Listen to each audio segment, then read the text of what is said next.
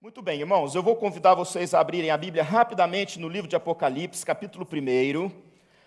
Hoje nós vamos fazer a nona pregação, a nona mensagem dessa série Seven, que são as 7 igrejas da Ásia Menor, as 7 igrejas mencionadas no livro de Apocalipse, as 7 igrejas para as quais Jesus enviou cartas através de João, que escreveu estas cartas.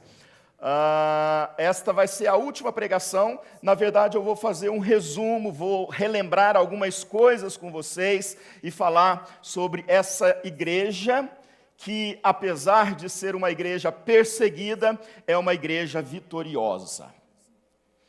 Isso significa que você é um vitorioso em Cristo Jesus. E antes de fazer a leitura, eu vou ler a partir do versículo 9. Eu perguntei se tinha alguém nos visitando pela primeira vez. Tem um casal que está nos visitando pela primeira vez, mas não que seja a primeira vez que estão aqui na igreja, entenderam? Não, é que eles estão conosco a primeira vez casados. É o Mateus e a Sara lá atrás. Que Deus abençoe vocês, muito feliz de ver vocês, né? E do lado está o Sérgio com a Gabi, casadinho também, Sérgio Porto, né? Não é a primeira vez casado, né, Sérgio? Mas é bom a gente fazer menção disso, porque logo, logo vai estar o Wesley também, né? E são os 3 mosquiteiros, né? Os 3 amigos, né? Que alegria ter vocês aqui com a gente, acompanhando essa história linda de vocês, né? E eu não posso também deixar de mencionar a Fernanda e o Márcio, que estão conosco aqui depois de um bom tempo, né? São membros da nossa igreja, mas estão aí. Deus abençoe a vida de vocês, tá bom? Vamos lá, gente, Apocalipse, capítulo 1, versículo 9. Eu, João, irmão vosso e companheiro na tribulação, no reino e na perseverança em Jesus, achei-me na ilha chamada Pátimos, por causa da palavra de Deus e do testemunho de Jesus. Achei-me em espírito no dia do Senhor e ouvi por detrás de mim grande voz como de trombeta, dizendo: o que vês, escreve em livro e manda às 7 igrejas: Éfeso, Esmirna, Pérgamo, Tiatira, Sardes, Filadélfia e Laodiceia. Voltei-me para ver quem falava comigo, e voltado vi 7 candeeiros de ouro, e no meio dos candeeiros um semelhante a filho do homem, com vestes talares, e cingido à altura do peito com uma cinta de ouro. A sua cabeça e cabelos eram brancos como alva lã, como neve, os olhos como chama de fogo, os pés semelhantes ao bronze polido, a voz como de muitas águas, tinha na mão direita 7 estrelas, e da boca saía-lhe uma afiada espada de 2 gumes. O seu rosto brilhava como o sol na sua força. Quando o vi, caí a seus pés como morto, porém ele pôs sobre mim a mão direita, dizendo: não temas, eu sou o primeiro e o último, e aquele que vive. Estive morto, mas eis que estou vivo pelos séculos dos séculos, e tenho as chaves da morte e do inferno. Até aqui, meus irmãos. Pai, fala conosco nesta hora. Ó Deus, ainda que vamos recapitular coisas que já falamos aqui com os irmãos e irmãs durante esses últimos domingos, ó Pai, que o Teu Espírito, ó Pai, renove esta mensagem no coração de cada um. Nós queremos ouvir a Tua voz, para sairmos daqui e praticarmos a Tua palavra, Senhor. Ajuda-nos em nome de Jesus, dá-nos a bênção da compreensão, da iluminação vinda do Espírito Santo. Amém, amém e amém. Antes de eu entrar nos pontos propriamente ditos, irmão, pode ficar tranquilo que ninguém está com fome. É muito cedo ainda, eu tenho só umas 10 folhas aqui para eu compartilhar com vocês. Né, Gabi? Acabei de falar que ninguém está com sono, deu sono, né? Eu vi, hein? A partir do domingo que vem, nós iniciamos uma nova série, que é os 7 milagres de Jesus no Evangelho de João. Os irmãos sabem qual é o primeiro milagre no Evangelho de João?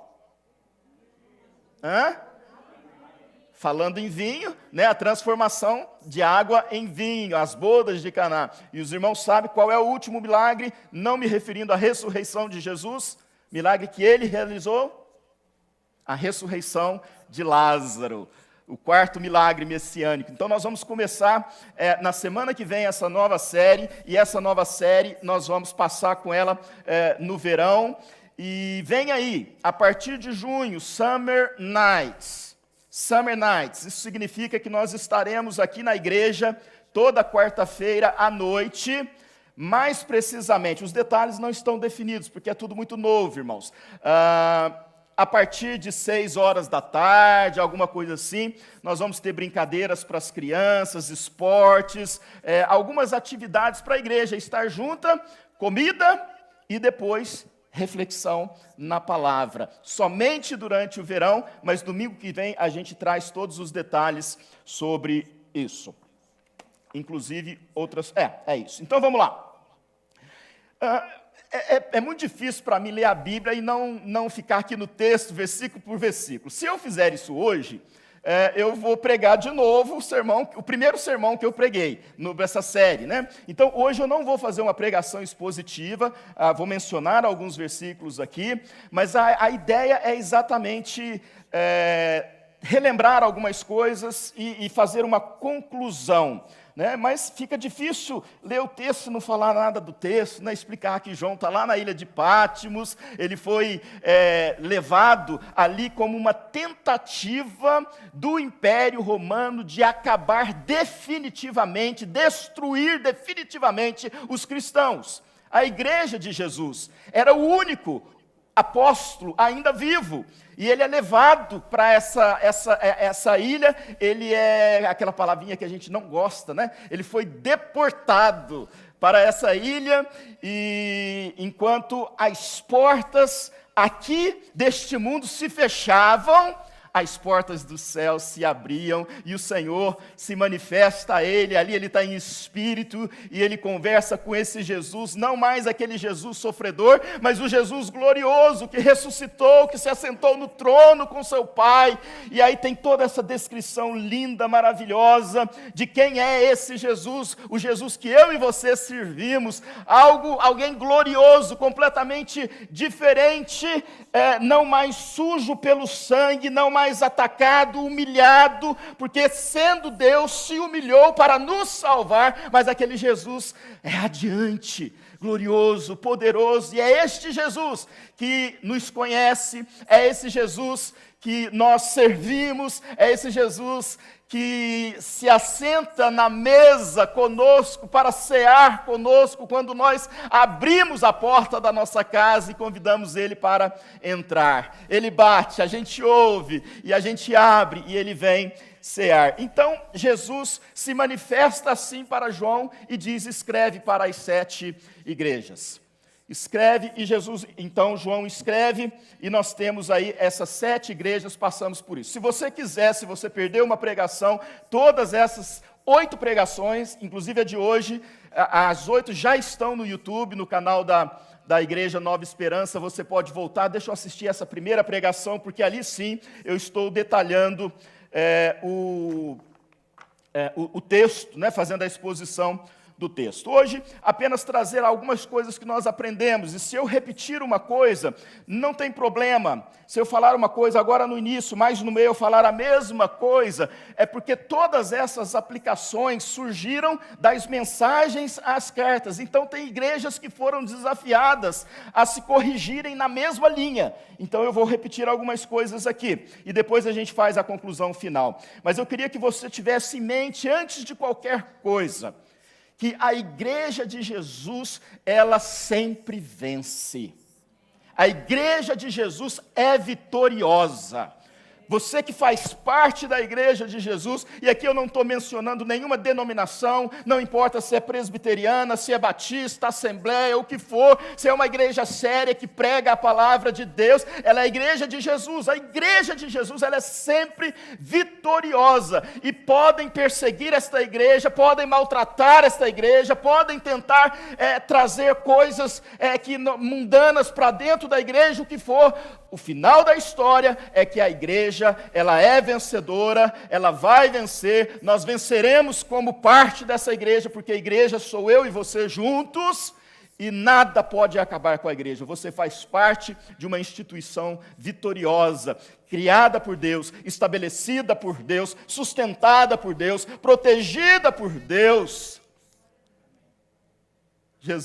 João vê os 7 candeeiros, e no meio dos 7 candeeiros está Jesus. está Jesus, andando no meio da igreja. Jesus está aqui.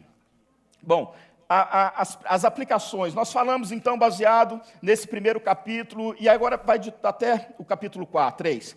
A origem da verdadeira felicidade. Quem aqui não busca a felicidade, quem não quer ser feliz? Nós aprendemos que nós buscamos a felicidade todos os dias, buscamos no trabalho, no dinheiro, nas coisas que o dinheiro pode e nos permite comprar, mas Jesus quer que nós sejamos felizes com Ele em toda e quaisquer situações. Para isso Ele nos exorta a ler, ouvir, guardar a sua palavra. Então isso é fundamental. Você quer ser feliz? Leia. Leia, guarde. Leia, ouça e guarde a sua palavra. Nós falamos sobre a necessidade de termos uma vida de adoração. Lembro que na ocasião mencionei uma afirmação da nossa querida irmã missionária Edmeia Williams, que ela disse aqui neste púlpito para nós, que todo ser humano é um adorador. O problema é que não raras vezes ele adora a coisa errada. Nós temos necessidade e nós somos de ter uma vida de adoração a Jesus, esse Jesus soberano, esse Jesus conquistador, esse Jesus glorificado, esse Jesus vencedor. E nós precisamos então escolher quem de fato ocupa o lugar na nossa adoração. Quem eu adoro?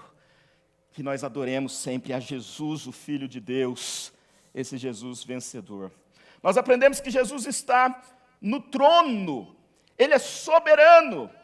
E não é porque uma coisa ruim acontece na minha vida hoje que Ele deixou de ser soberano. Não é porque uma coisa ruim acontece entre as nações, como nós sabemos dos ataques presentes, atuais, da Palestina, Israel, Gaza, toda aquela situação. Não é porque coisas estranhas acontecem que Jesus perdeu o seu poder de soberano.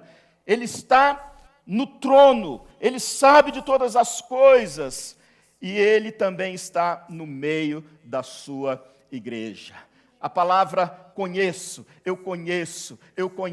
ela vai aparecer em todas as cartas. Ele conhece as obras, Ele conhece as tristezas, Ele conhece a tribulação, Ele conhece a perseverança, Ele conhece as heresias, Ele conhece porque Ele está no trono, mas também está no meio da sua igreja. E apesar de ser esse Deus soberano, Ele está disponível em todo e qualquer momento para cada um de nós, para todo aquele que o busca com sinceridade de coração. João estava preso. João estava esperando a sentença de morte, mas o céu se escancarou para ele e Jesus foi ter com ele. Irmão, ser visitado pelo Senhor, quando nós o buscamos em oração, em leitura da palavra, Ele está disponível.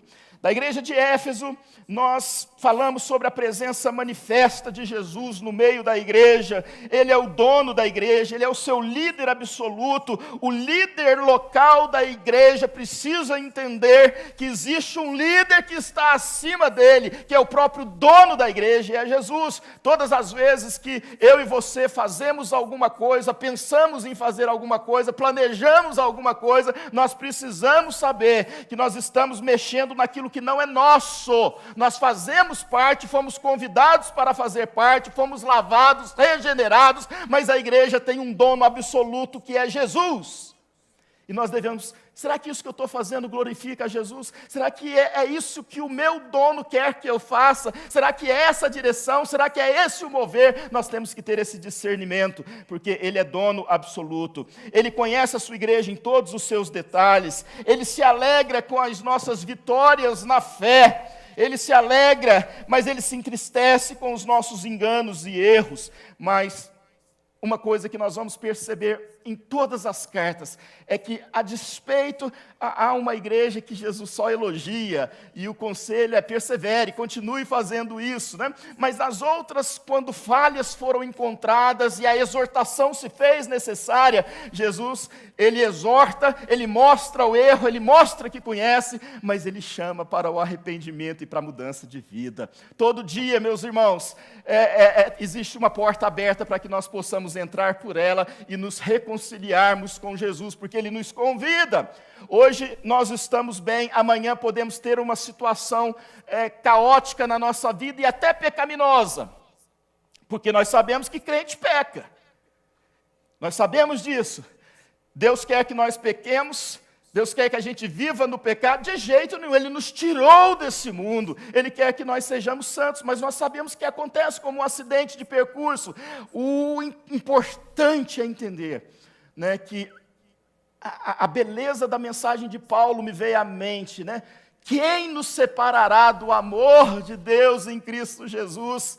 E naquela lista ele vai mencionar inclusive o pecado, porque nem o pecado pode nos separar mais deste amor de Jesus. Né? Eu sei que os irmãos falam, mas a Bíblia não fala, né, que os vossos pecados fazem separação entre vós e o vosso Deus. Com certeza, quebra de comunhão. O que eu estou dizendo é que com arrependimento você é chamado para recomeçar, você é perdoado. Eu diria para você todos os dias, meus irmãos e irmãs, peçam perdão ao Senhor, todos os dias. Às vezes nós fazemos coisas que nós não percebemos, mas coisas que podem estar ofendendo a santidade de Deus, entristecendo Jesus.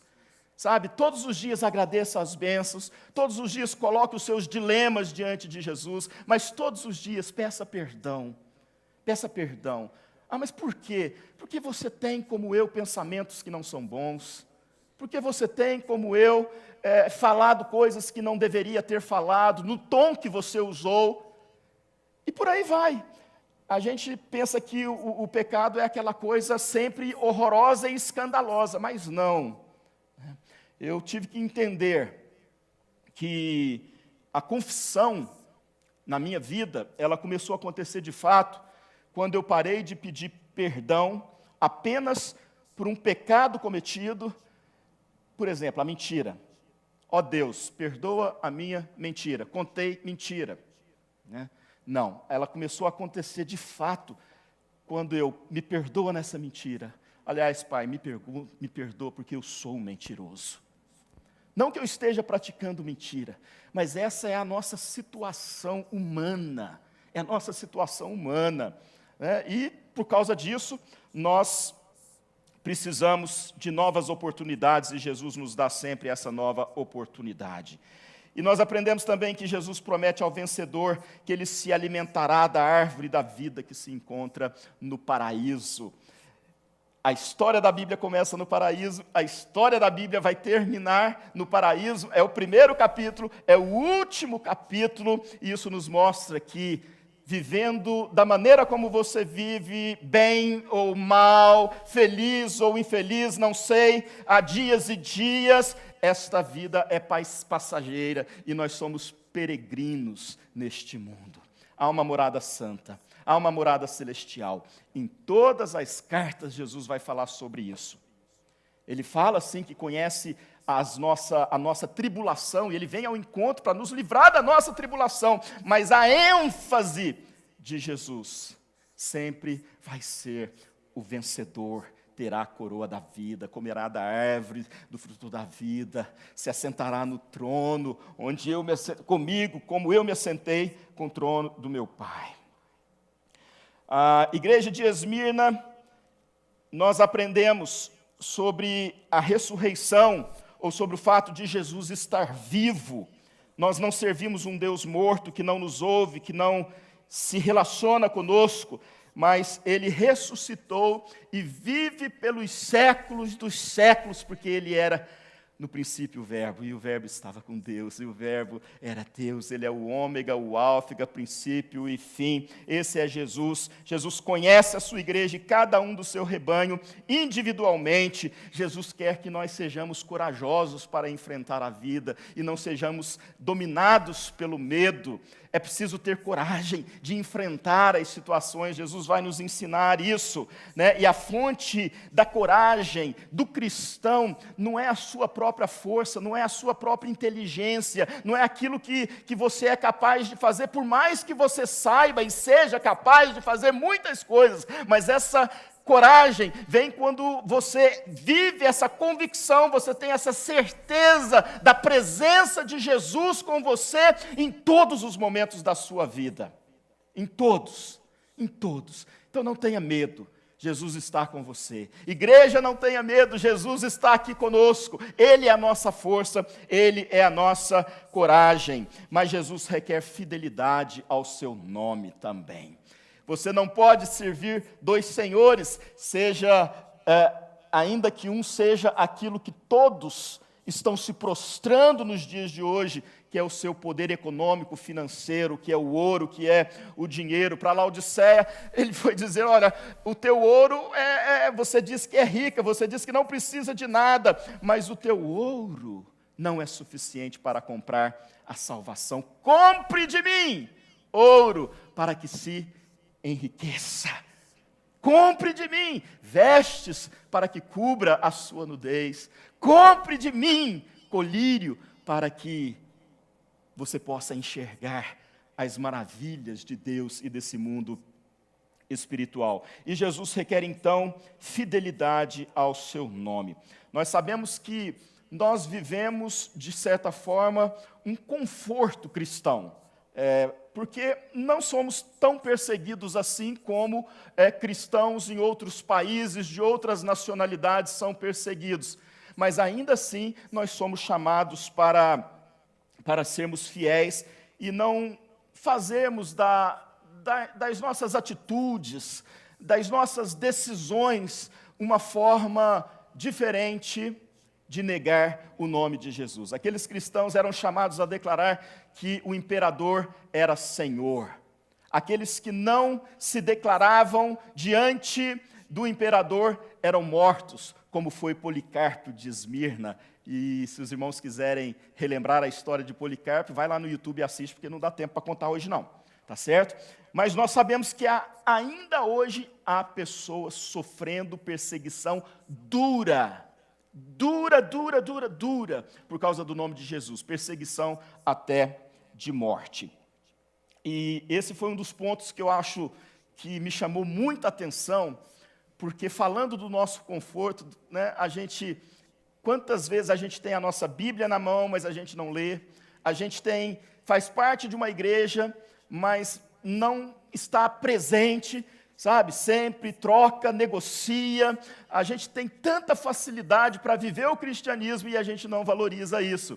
A gente tem ministérios para poder servir, mas a gente fala, não, eu estou cansado, eu quero descansar desse ministério, daquilo, a gente não se envolve, e eu estou falando a gente, né? Esse é um conflito de todos nós, mas olhando e lendo sobre essas histórias de perseguição, de morte, o Senhor fala comigo, Sandro, não reclama, sirva, se entregue, dedique-se, pode ir até onde você está. E aí eu falo para vocês, eu mencionei agora há pouco, colegas de juventude que tiveram chamado missionário e foram mundo afora. Me lembro de um que foi para o Amazonas e lá tornou-se médico, pastor, missionário, pastor e médico para continuar lá cuidando das comunidades ribeirinhas. Tem um amigo, um contemporâneo de seminário, que vive imerso no mundo muçulmano, correndo risco de vida, todos os dias da vida, todos os dias. E eu falo, o Senhor me chamou para vir para os Estados Unidos. O Senhor me chamou para vir morar em Orlando. E às vezes eu reclamo. Você também. Você acha que eu não sei? Que todo mundo reclama? A gente reclama, eu falo, a gente tem que tomar cuidado, porque a gente se acostuma tanto com as belezas dessa cidade, que a gente para de dar valor a isso. De repente passa a ser comum. Por isso que eu gosto muito de assistir esse jornal da TV, News, sensacionalista do Brasil. Porque os lugares onde eles vão, irmãos, sabe, faz a gente chorar mesmo. O que eles mostram ali, apesar do sensacionalismo, mas é verdade. São lugares estranhos, são lugares que talvez eu não conseguiria morar mais. Inclusive onde eu já morei. E aí, eu estou aqui, eu reclamo disso, eu reclamo daquilo. Então, a gente tem que tomar cuidado para que a gente, mesmo não sendo perseguidos como outros são, não neguemos a nossa fé e o nosso compromisso com Jesus. Sobre a igreja de Pérgamo, nós aprendemos que nem tudo que é ensinado nos púlpitos das igrejas, nem tudo que é ensinado na igreja contemporânea é palavra de Deus. Assim como naqueles dias, heresias entraram para dentro da igreja, nos dias de hoje tem igrejas e igrejas. Então a gente precisa tomar cuidado. Uma jovem do Brasil me ligou há algum tempo atrás, ela está planejando morar aqui em Orlando, e estava primeiro procurando uma boa igreja para poder fazer parte. E eu fiquei impressionado, a Raquel vai lembrar disso, quando ela pediu para mim, para eu enviar, acho que ela falou com você também, né, Raquel? A confissão de fé da igreja. Ela queria saber primeiro o que a igreja acredita, o que a igreja crê, porque ela está numa igreja bíblica, e ela quer continuar numa igreja bíblica, né? Então é importante a gente saber, não basta juntar, tocar música e falar qualquer coisa, né? A nossa igreja precisa ser uma igreja bíblica, a nossa vida precisa ser uma vida bíblica.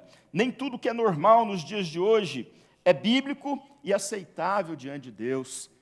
Essa é uma forma que Satanás tem usado para atingir a igreja de Cristo, enfraquecer a igreja de Cristo, que é mundanizar, trazer coisas que há algum tempo atrás era pecado, mas hoje já não é mais pecado. A cultura mudou, os dias mudaram, então a gente precisa tomar muito cuidado, porque nem tudo que é normal é bíblico, a gente precisa ser pautado pela palavra. Jesus quer uma igreja firme na fé, mas também firme na ética e no moral. Porque aqueles irmãos estavam compactuando por causa do dinheiro com pessoas que eram imorais, que não eram éticas. Jesus quer uma igreja firme, que crê, sabe, que declara Jesus é o Filho de Deus, o Deus encarnado, verdadeiro homem, verdadeiro Deus. Crê na intervenção sobrenatural dele na nossa vida, no dia a dia, mas quer que a gente tenha um comportamento ético, moral, também irrepreensível. É buscar a santidade de vida, e com o Espírito Santo nós conseguimos. Nós aprendemos que Satanás quer seduzir a igreja a viver como o mundo, mas se não estivermos atentos, não vamos perceber as investidas de Satanás, porque ele não vai aparecer como aquele monstro pintado na Idade Média, mas ele vai tentar nos seduzir com doses homeopáticas de pecados, de heresias, e por aí vai. Nós não podemos viver com um pé na igreja e o outro no mundo. Para a igreja de Tiatira, ou com a igreja de Tiatira, vamos aprender que Jesus nos chama para uma vida pautada na sua palavra, porém toda a sua plenitude, santidade plena e não parcial. Precisamos ser uma igreja amorosa, acolhedora de pessoas, uma igreja fervorosa no louvor, na adoração, na oração, uma igreja servidora entre nós, irmãos, e entre todos os necessitados, uma igreja perseverante que não olha para trás, uma igreja que não para de crescer. Mas quando nós falamos dessa igreja, nós estamos falando da vida de cada um de nós. Você precisa ser amoroso, você precisa ter esse coração virtuoso, você precisa ser acolhedor de pessoas, você precisa ser fervoroso no louvor, cantar de verdade, aquilo expressar, orar aquelas canções que fluem dos seus lábios, na adoração, na oração, ser uma pessoa disposta a servir, ser uma pessoa perseverante, que não desanima, que luta contra o desânimo. Nós desanimamos por causa de pessoas, nós desanimamos por causa da própria igreja, nós desanimamos às vezes por tantas coisas e deixamos de perseverar. A tendência do ser humano é essa, como a tendência do fogo é se apagar. Mas se a gente cuida desse braseiro, se a gente cuida do nosso coração, a gente segue em frente, a gente consegue, a gente será declarado vencedor. Também aprendemos com essa igreja de Tiatira que Jesus quer que nós o amemos mais do que o nosso dinheiro. Vou passar porque já falei muito sobre isso hoje. Com Sardes, nós vamos aprender que a aparência não pode ser mais importante do que a integridade. A aparência engana os homens, mas a integridade, ela está diante de Deus, e nós não podemos estar divididos, mas inteiros diante de Deus. A única maneira da igreja não se tornar como o mundo é voltando-se para a sua palavra, declarar que a palavra é Deus. Quando almoçava com o reverendo Barbosa, ele me falou desse outro instituto, eu não me lembro exatamente onde é, e ele falava que é um lugar para jovens passar um ano, porque eles vão ser preparados ali para defender a fé e a Bíblia nas universidades, porque dentro das universidades os jovens estão sendo atacados. Quando vão para a universidade, existe a possibilidade de se desviarem, porque tem pessoas ali preparadas, doutores, preparados para discutir a fé, para destruir a nossa fé. Então, temos que nos apegar, voltar para a palavra de Deus. Eu vou pular algumas coisas, não vou repetir não, porque eu quero ir para a conclusão, que é muito importante. Para Filadélfia, a importância da igreja e cada um de nós permanecermos firmes e fiéis na palavra de Deus, a necessidade de perseverar na fé. Deus está conosco na hora da luta, na hora do problema, na hora da tribulação. Ele não nos livra da tribulação, mas Ele nos livra quando estamos dentro da tribulação ou passando pela tribulação. Ele nos guarda, Ele nos protege, Ele nos abençoa nos momentos das nossas lutas. Aprendemos que nós deveríamos aproveitar bem as oportunidades que Deus coloca diante de nós. A oportunidade para a vida, a oportunidade para a salvação, a oportunidade para a evangelização. E finalmente chegamos na igreja de Laodiceia. Devemos tomar cuidado com o diagnóstico que nós temos de nós mesmos. É olhar no espelho e achar que está tudo legal, está tudo, ignorar aquilo que não está legal. Temos que ter cuidado. Precisamos perguntar o que o Senhor Jesus vê em mim. Quem eu sou? Quem eu sou? Eu já disse certa vez aqui que pela convivência pais conhecem bem os seus filhos. Os filhos conhecem menos, mas também conhecem os seus pais. Pela convivência, o marido conhece bem a esposa, o seu marido. E a gente poderia citar esses relacionamentos humanos. Ainda assim, ninguém conhece plenamente o outro, a não ser Jesus. E nós devemos pedir para Ele nos dar o diagnóstico da nossa saúde espiritual todos os dias. E se ali aparece alguma coisa errada, Ele certamente tem não apenas o remédio, mas a cura para essa enfermidade espiritual. Devemos entender que a nossa suficiência está em Cristo e não em nós mesmos ou em nossos bens materiais e conquistas. Devemos reavivar o fervor espiritual em nosso coração e devemos deixar Jesus entrar na nossa igreja, na nossa casa, na nossa vida e jamais fechar a porta com Ele do lado de fora. Muito bem, lembrando que Ele está à porta, batendo na porta da igreja, que é dele. Não é do não crente, não, é do crente, que às vezes se acha tão autossuficiente que nem se lembra de Jesus mais. para ter comunhão com Ele, para ceiar com Ele, para aprender com Ele. Mas eu queria que você abrisse a sua Bíblia para a leitura de um só versículo no Evangelho de Mateus, capítulo 16.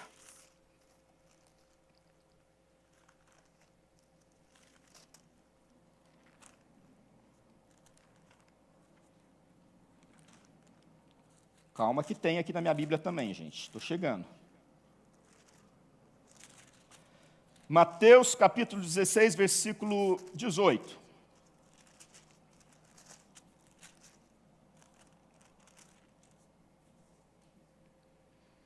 Jesus disse a Pedro: também eu te digo que tu és Pedro, e sobre esta pedra edificarei a minha igreja, e as portas do inferno não prevalecerão contra ela.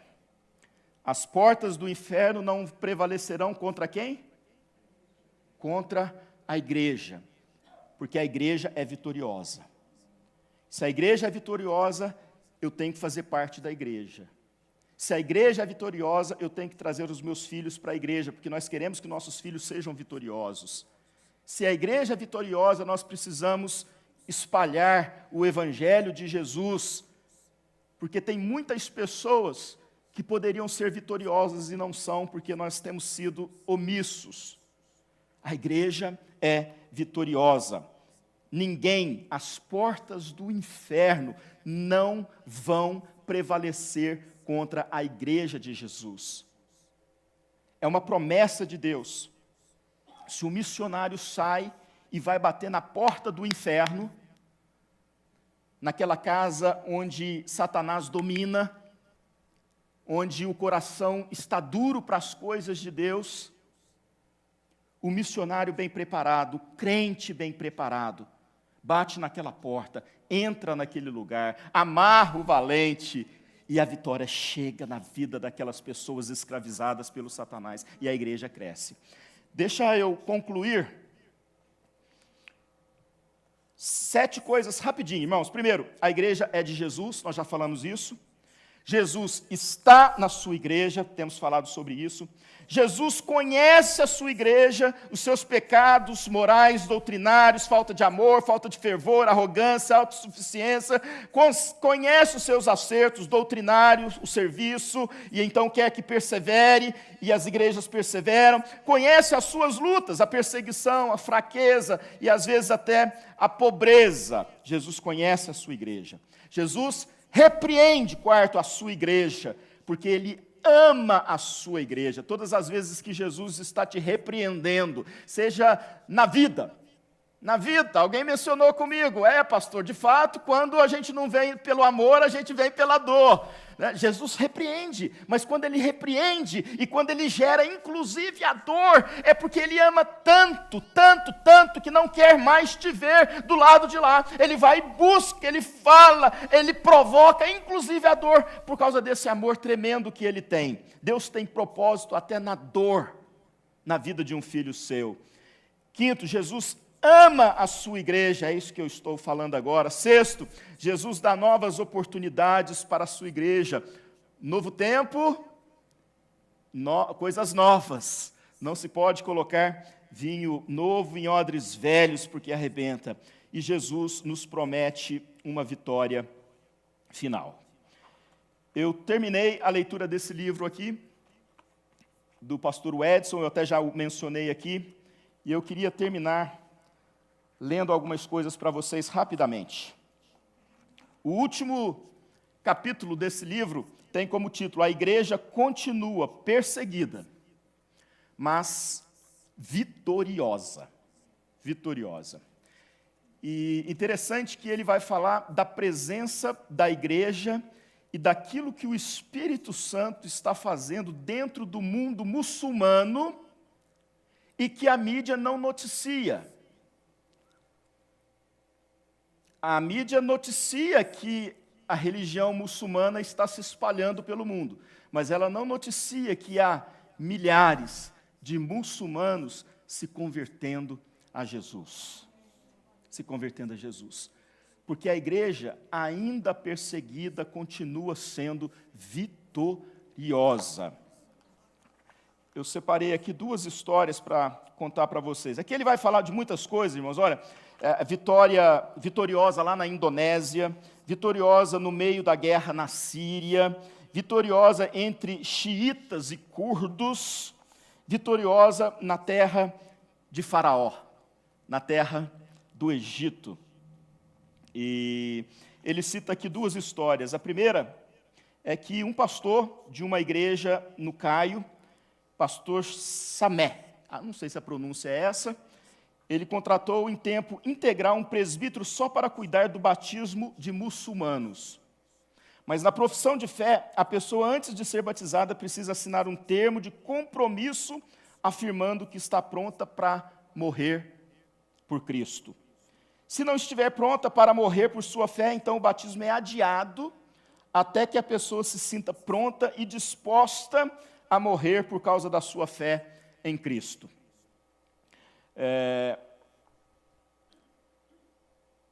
E uma jovem, 23 anos, pronta para ir para Londres estudar medicina, se converteu. E o presbítero perguntou a ela se ela estava pronta para morrer por Cristo. E ela respondeu: se você tivesse visto o Cristo que me apareceu, você nunca me faria essa pergunta. Eu estou pronta. Então ela foi batizada e, retornando para casa, a mãe lhe disse: filha, amanhã você irá para Londres, aqui está o endereço da mesquita. E sua resposta à mãe foi: vou ser verdadeira com a senhora, eu não vou procurar a mesquita. Hoje eu me batizei, agora eu sou uma cristã. A mãe a tomou à força e a precipitou do 13º andar do prédio onde moravam. A jovem havia confessado que estava pronta para morrer por Cristo e foi fiel até o ponto de morrer por causa da sua fé. Uma outra história é de um jovem que, a princípio, quando perguntado se estava pronto para morrer, ele disse que não estava pronto para morrer, e por isso não foi batizado. Mas um tempo depois, sendo indagado novamente, ele disse: agora eu estou pronto para morrer por causa do meu Jesus. Eu quero ser batizado. Ele então apresentou-se para o batismo e assinou o termo de compromisso de que estava pronto para morrer por Cristo ao assumir a sua fé.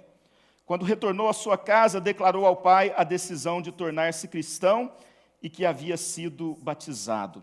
Seu pai, surpreendentemente, lhe disse que ele tinha toda a razão para se tornar cristão. Surpreso, disse ao pai que esperava que o espancasse ou até mesmo tirasse a sua vida. O pai lhe respondeu que sabia, desde o começo, que ele estava frequentando um culto cristão e que colocara o veneno mais forte que possuía em casa em sua comida. Ele o via comendo todas as vezes que colocava o veneno, sem que nada de mal lhe acontecesse. E essa situação, esse tipo de situação de morte, de vida, de martírio e de grande livramento tem se repetido ao longo dos últimos anos no meio da Igreja de Cristo espalhada pelo mundo. 5 milhões de egípcios abandonaram a fé islâmica nos últimos 4 anos e entregaram a vida a Jesus Cristo, confessando-o como Senhor. Essa é a Igreja de Jesus, meus irmãos. É uma igreja vitoriosa. E eu e você somos vitoriosos em Cristo. Deixa a tristeza para lá, eu sei que incomoda. Deixa os fracassos para lá, eu sei que incomoda, eu sei que dói. Mas tem hora que a gente tem que, tomar uma decisão de vivermos, ainda que seja dentro de nós, quando as situações, as circunstâncias estão difíceis, está tudo muito complicado, mas aqui dentro de nós precisamos ainda manter a nossa fé e a nossa postura de mais do que vencedores. Porque assim são todos aqueles que estão em Cristo Jesus. São mais que vencedores hoje e para toda a eternidade. Não se afaste desse Jesus. Não se afaste desse Jesus. Não abandone a sua igreja. Enfrente o que tiver que enfrentar. converse o que tiver que conversar, ajuste o que precisa ajustar, mas esteja na presença de Jesus hoje e estará na presença de Jesus por toda a eternidade. Aleluia, amém. Vamos.